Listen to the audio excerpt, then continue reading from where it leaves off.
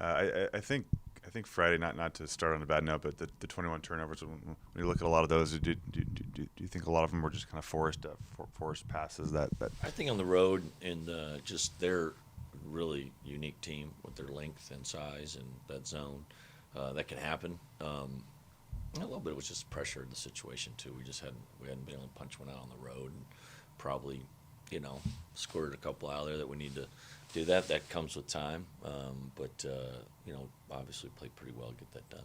what's the confidence level of the team right now after getting a huge kind of obviously ended a losing streak on the road for the first time? Yeah, I think they should feel good about themselves, and we got a tough stretch here going down to the Arizonas and that, but. Like I said, we do a pretty good job of keeping an even keel. I mean, like we had practice yesterday, and guys were good energy, but also I think we've had good energy when we lost 4 in a row. I think we were still practicing pretty well. Have you talked to the team about last year's trip down to Arizona and kind of obviously a different Arizona team, a different ASU team, but trying to rechannel some of that? I just said last year, and we'll just throw it away. They might remember it. I mean, I'm sure they did. I'm sure their coaches reminded them, and it'll be, I don't think it's just more talk and that. And I'm sure the guys in the program will have some confidence knowing that they've done it before. But that's about it. We'll say, hey, that was last year, and I'm hoping there's some juju in there.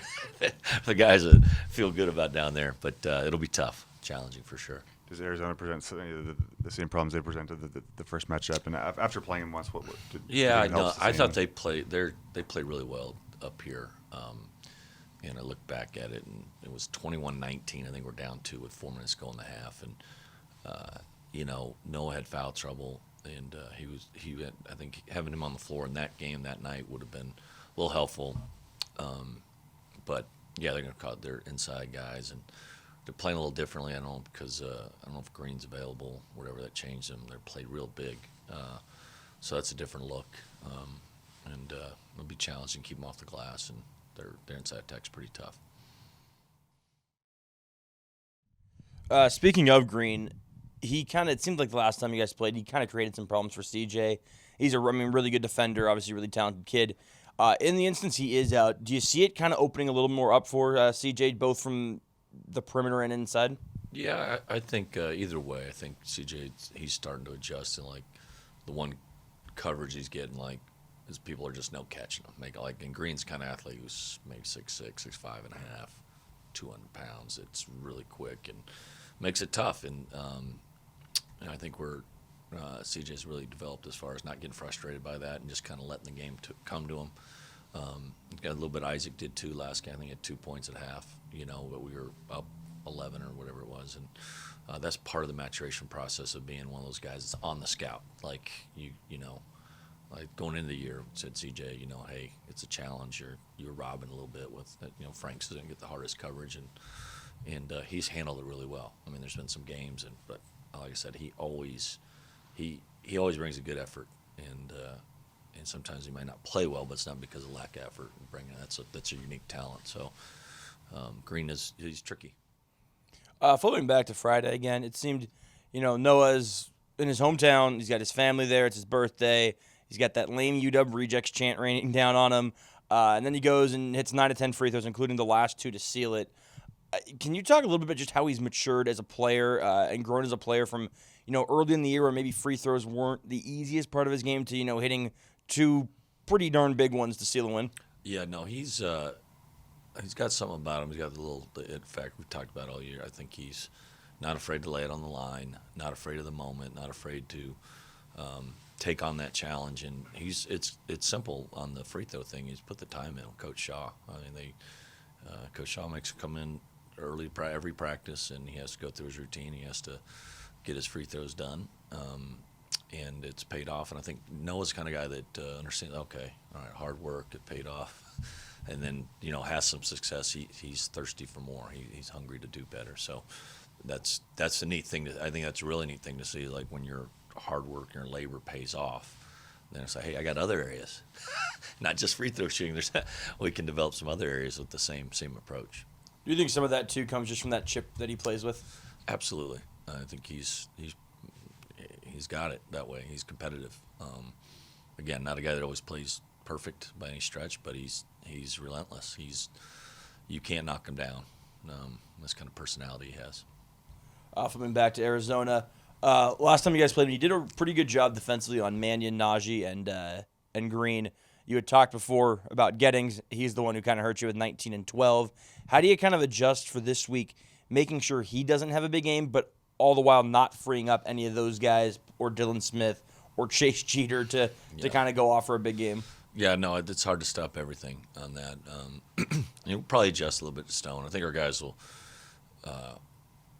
understand. I think we gave him a couple open looks. That wasn't the deal. Is you got to provide some help on Najee in there because he plays one-on-one. He's really tough to stop. And when you got Mannion, Baker, Smith, Green, the perimeter's pretty good shooting team, and so Stone. So there's just not a lot of place. But I think we'll have to cover them both. I mean, we've got to provide help and be able to get to their shooting and keep Stone off the glass. You got two buckets underneath, out of bounds. You got, that's where he's good. He plays so hard and he gets offensive rebounds, and he's really stepped up and I think made them a lot better.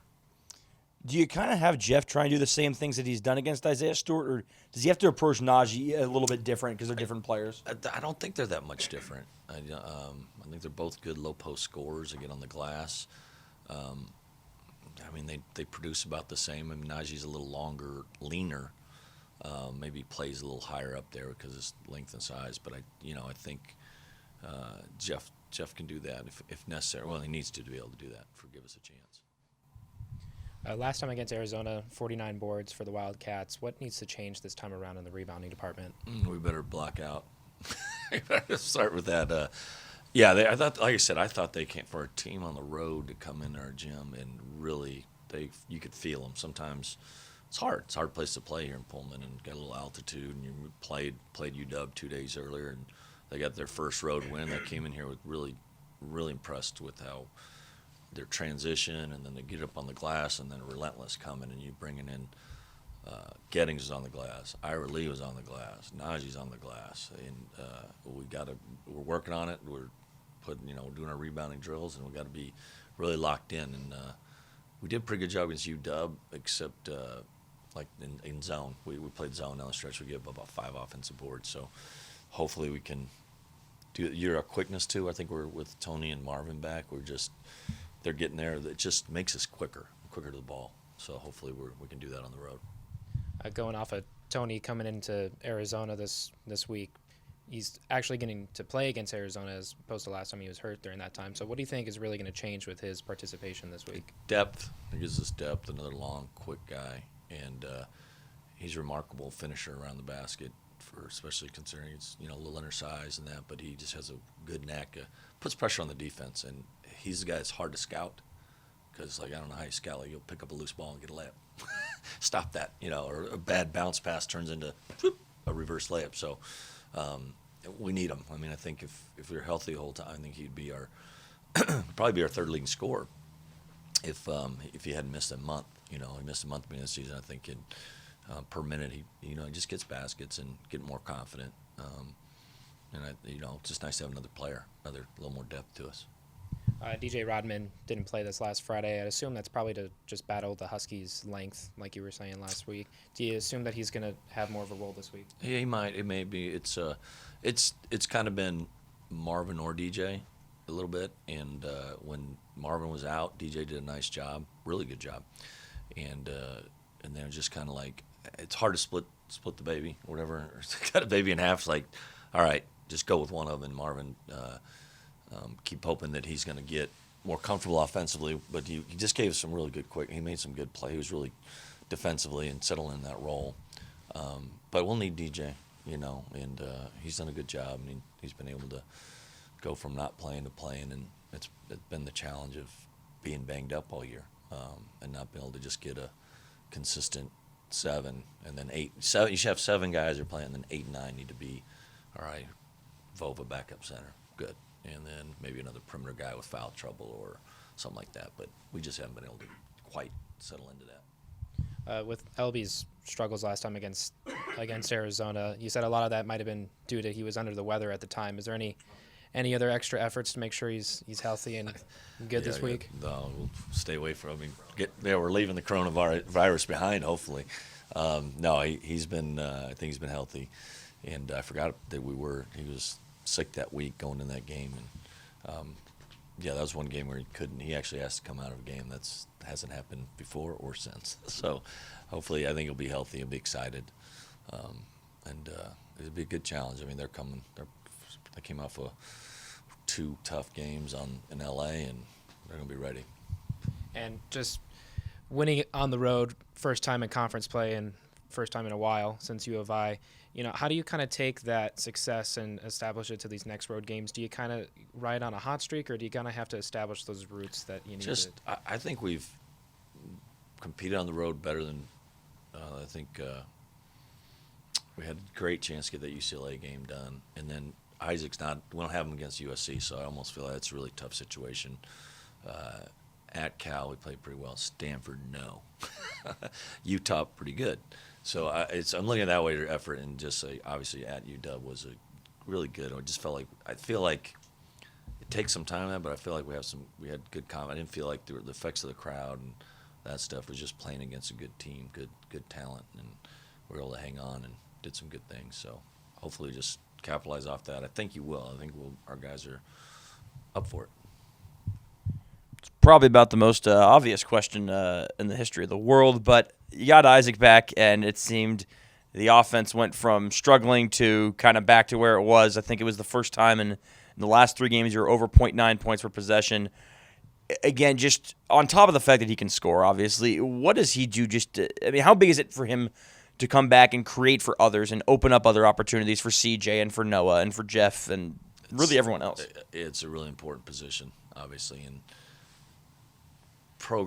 teams that have coached usually have a point guard that is a threat to score. I think that's really your quarterback. Like I said, he's not a game manager. It's not Trent Dilfer. It's more Michael Vick. I'm dating myself a little bit, but that kind of idea that you can go big, and as an opposing coach, when you have one of those guys like Mannion, you got to account for a lot. You can't, because if you're sleeping on him, he's going to bang you from 3. He's going to penetrate. He's going to get in transition. So Isaac kind of brings that same dynamic there, and he did. Obviously, you just feel it. It's just kind of the same thing. You need, like I said, usually a team's built. You have three scores usually, and that would be like CJ, Isaac, and then I said like Tony could be a third one. Then you fill in, like Jeff's a great 4th or 5th option, but we just haven't been able to get there. And Marvin or whoever it could be, that's kind of what we need. But when you take out the number 2, it gets tough. Looks like with only 2 games left, I don't think any of the 12 teams have locked in a seed yet for the tournament. So obviously a lot can happen. I think you guys could be anywhere from 8th to 11th. And does that make it more exciting entering this last week for maybe not for you guys as much, but for the fans, for the conference? Yeah, I think so. I think if anyone's been a true Pac-12 fan, they've been really excited about the competition and the parity. So I think going into Vegas, I think everyone feels good about their chances. You want to be playing well going into that and have some confidence. And like I said, we've been good against kind of the top of the league, and so we'll see how it goes, how it shakes out. Will you guys go straight from Arizona to Vegas or come back up here? And then it was a tough call. We're going to come back Saturday night, and I just think regardless, you need to kind of regroup, do some laundry, get a little sleep in your own bed, and then kind of like it's 2 different. Otherwise, the women went the other way, I think, and I'm like, that's a long time on the road. So we'll see. I don't know if there's any perfect way to do it, but also with the academic stuff and just kind of, I don't know, that would have been a long Wednesday just on the road, and just feel you'll fall behind in certain things. So try to keep some kind of routine. Questions on the phone? Yeah, hey Coach, this is Bruce down here in Tucson. Just following up on that, do you have a charter flight that helps out with that? Oh, I'm glad you asked, Bruce. If you're going to go back and forth? Glad you asked. No. No is the answer. American Airlines, a little pub right out of Phoenix into Spokane. We'll be good, and then I don't know how we're getting into Vegas, but no, firm no. Okay. Oh, I had another question was, and I apologize, I jumped on late driving a press conference here, but I was just curious about in general, the mindset of the guys having that tough stretch and then going to Seattle and pulling it out. I mean, do you feel like maybe that things are back, the rhythm's back a little bit with these guys, or confidence level? Yeah, I think surprisingly, even though we had that tough stretch in games, we kept a good attitude, and it's not, and obviously we got healthy and have a full complement of players. I'm sure that gave us a little confidence, but we feel better about ourselves.